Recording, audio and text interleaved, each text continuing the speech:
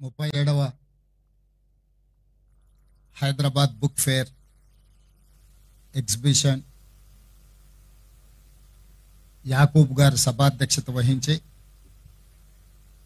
ఈ కార్యక్రమాన్ని ప్రారంభించడానికి నాతో పాటు ముఖ్య అతిథులుగా సుప్రీంకోర్టు జస్టిస్ సుదర్శన్ రెడ్డి గారిని, శాసన మండలి సభ్యులు,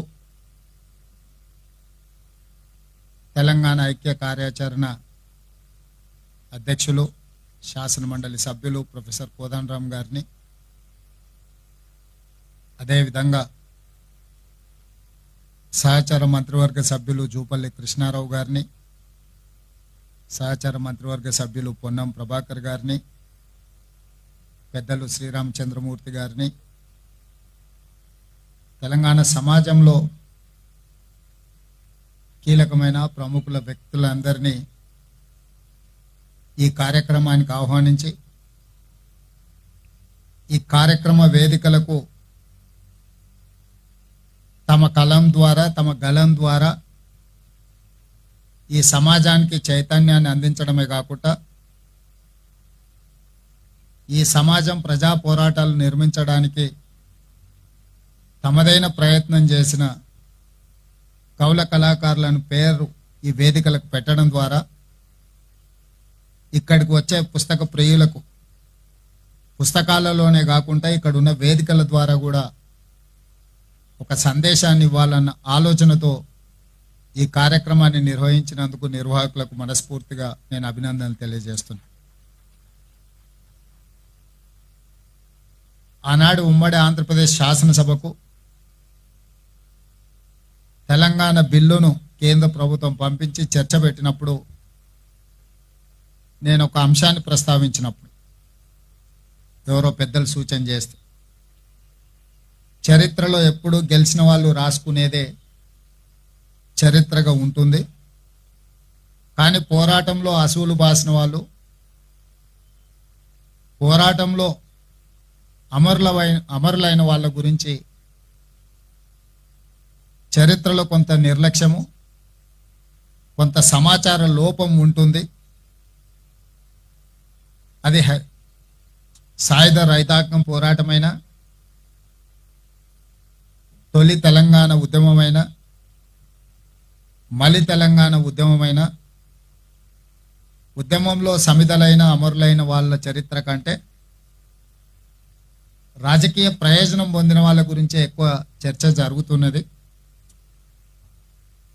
ఒకవేళ చరిత్రకారులు వాస్తవాలను చరిత్రలో లిఖించకపోతే వాళ్ళకు అన్యాయం జరుగుతుంది, సమాజానికి అసంపూర్తి సమాచారం చేరుతుంది.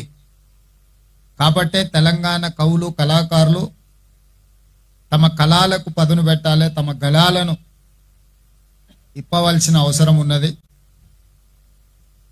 ఎక్కడైతే పరపీడాయనం ఉంటుందో, ఎక్కడైతే దోపిడీ ఉంటుందో, ఎక్కడైతే ఆధిపత్యం ఉంటుందో ఆ ప్రతి ప్రాంతాన్ని తెలంగాణ అనవచ్చు మనము.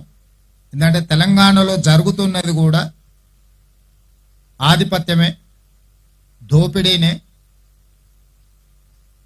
అలాంటి ఏ ప్రాంతాన్నైనా తెలంగాణ అని పిలవచ్చు అని చెప్పి ఆ రోజు ప్రస్తావించను.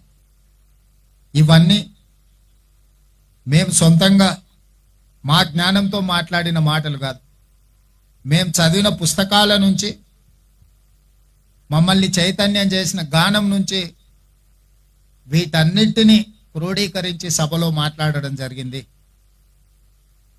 ఈరోజు సమాజం అధునాతన యుగం వైపు సాంకేతిక పరిజ్ఞానం పెరగడంతో డిజిటల్ యుగం కావచ్చు, సోషల్ మీడియా కావచ్చు, రకరకాల మాధ్యమాలు వచ్చి పుస్తకాలు, వాటికి ఉన్న ప్రాధాన్యత, చరిత్ర, ఈ చరిత్రను చదివితేనే భవిష్యత్తుకు పునాదులు వేసుకోవచ్చు అన్న ఆలోచన క్రమంగా తగ్గుతున్న పరిస్థితులు కనిపిస్తున్నాయి. అట్లాంటి కీలకమైన సందర్భంలో హైదరాబాద్ బుక్ ఫేర్ వీళ్ళు అశోక్ నగర్లో సిటీ సెంట్రల్ లైబ్రరీలో 1985లో చిన్నగా మొదలుపెట్టిన ఈ కార్యక్రమం ఈరోజు రాష్ట్ర స్థాయిలో వాళ్ళు ఈ కార్యక్రమం తీసుకోవడం, ఇలాంటి కార్యక్రమాలలో ప్రొఫెసర్ రమా మెల్కోటే గారు లాంటి మేధావులు అందరూ కూడా పాల్గొని వచ్చే తరానికి ఒక స్ఫూర్తినివ్వాలి. మనం చరిత్ర చదువుకుంటేనే భవిష్యత్తుకు సరైన మార్గాన్ని దిశను నిర్ధారించుకోగలము అన్న సందేశాన్ని వారి ద్వారా, ఈ వేదిక ద్వారా చేరవేయవలసిన బాధ్యత మన అందరి మీద ఉన్నది. ఖచ్చితంగా తెలంగాణ రాష్ట్ర ప్రభుత్వం ఇలాంటి ప్రజలకు చేరువ కావాల్సిన కార్యక్రమాలను తప్పకుండా ప్రోత్సహిస్తుంది. ఈ కార్యక్రమంలో నా మంత్రివర్గ సహచరులే కాదు, నేను కూడా తప్పకుండా పాల్గొనడం ద్వారా ఈ సమాజం పట్ల మాకున్న సామాజిక బాధ్యతను మేము నెరవేర్చినట్టు అవుతుంది. ఎందుకంటే చాలా సందర్భాలలో 90% యాంత్రికంగా రాజకీయ అవసరాలకు అనుగుణంగా కొన్ని కార్యక్రమాలు జరుగుతుంటాయి. ఇలాంటి కార్యక్రమాలు సామాజిక స్పృహతోటి, సామాజిక చైతన్యంతో ఈ సమాజంలో వస్తున్న మార్పు మంచిదా చెడ్డదా, ఆ మార్పు సమాజానికి ఏ రకంగా ప్రయోజనం చేకూరుతుందని విశ్లేషించుకోవడానికి పనికొచ్చే వేదికలు ఇవి. ఇక్కడ చాలా పుస్తకాలు ఇక్కడికి వచ్చే వరకు చాలా మందికి ఇక్కడ ఉన్న ఎంత విజ్ఞానము, ఎంత సమాచారం ఇక్కడ ఉందో చాలా మందికి కొత్త తరానికి తెలియదు. ఈ కొత్త తరం వాళ్ళకి తెలిసిందల్లా గూగుల్ ఒకటే, అందులో గూగుల్ చేస్తే ఆ వచ్చే సమాచారమే నిజమని అనుకుంటుంటారు. అందులో ఎవరో ఒకరు చేరవేసిన సమాచారమే మళ్ళీ వాళ్ళు చదువుకుంటున్నారు. అది వాస్తవం అవాస్తవానికి మధ్యలో there is an gap between truth and లై. ఎవరు ముందుగాల అందులో ఏదైనా సమాచారాన్ని పెడితే అదే నిజం అనుకునే భ్రమలు. అందుకే ఎప్పుడు కూడా చరిత్రకారులు రాసిన పుస్తకాలు చదవడం ద్వారా చరిత్రలో కనుమరుగైన గొప్ప వ్యక్తుల గురించి తెలుసుకునే అవకాశం ఉంటుంది. అది నేను సంపూర్ణంగా విశ్వసిస్తున్నాను. ఎందుకంటే పోరాడి అమరులైన వాళ్ళ గురించి ఎవరో ఒక చరిత్రకారులు రాస్తే తప్ప రాసుకోవడానికి లేదు.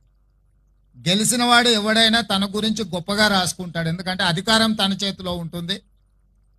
రాసేవాళ్ళు, రాయించే వాళ్ళు వాళ్ళకు అనుకూలంగానే ఉంటారు. వాళ్ళకు అనుకూలంగా రాయించుకున్న చరిత్రనే నిజమైన చరిత్ర అని భ్రమలు కల్పించే విధంగా మనం కళ్ళ ముందు 10 సంవత్సరాలు చూసినాము. అందుకే గత 10 సంవత్సరాలు మన ముందల కనిపించిన చరిత్రలో ఉన్న వాస్తవాలు అవాస్తవాలను గుర్తించి ఈ వేదిక మీద ఇక్కడికి వచ్చిన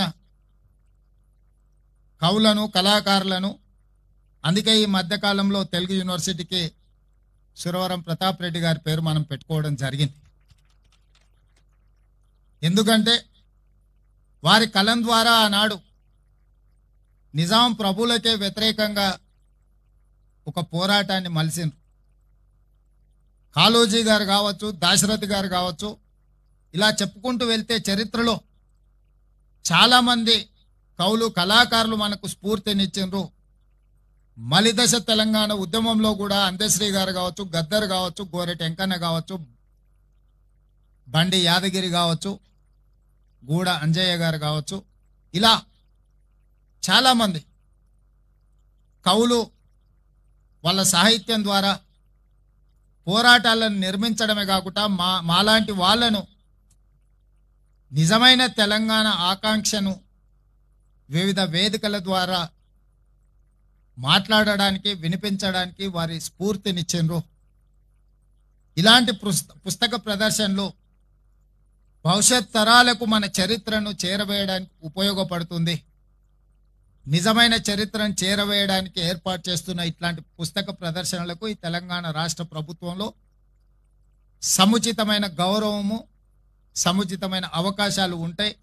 ఏదైతే అంశాలను కొన్నింటి నా దృష్టికి తీసుకొచ్చారు, శాశ్వతంగా కార్యాలయంకి సంబంధించి కానీ, పుస్తకాలు విడుదల చేసుకోవడానికి అవసరమైన వసతులు కానీ, పుస్తక ప్రదర్శనలు చేసుకోవడానికి కూడా కొన్ని వెసులుబాట్లు, కొన్ని వసతులు ఉండాలని వీటికి సంబంధించి పూర్తి వివరాలను ప్రొఫెసర్ కోదండరామ్ గారు ఏం చేస్తే బాగుంటుందో మరొక నివేదిక రూపంలో రాష్ట్ర ప్రభుత్వానికి ఇస్తే తప్పకుండా నిర్వాహకులు ప్రభుత్వానికి విజ్ఞప్తి చేసిన అంశాలను ప్రభుత్వం పరిశీలించి, ఎందుకంటే ఇది 4 కోట్ల తెలంగాణ ప్రజలకే కాదు, ఈ ప్రాంతానికి వచ్చిపోయే వాళ్ళ నుంచి సమాచారం సేకరించాలనుకున్న ప్రతి వాళ్లకు అది ఉపయోగపడుతుంది. తప్పకుండా ఆ సామాజిక బాధ్యతను తెలంగాణ రాష్ట్ర ప్రభుత్వం నెరవేరుస్తుందని తెలియజేస్తూ మీ అందరి దగ్గర సెలవు తీసుకుంటున్నా. ధన్యవాదాలు మిత్రులారా.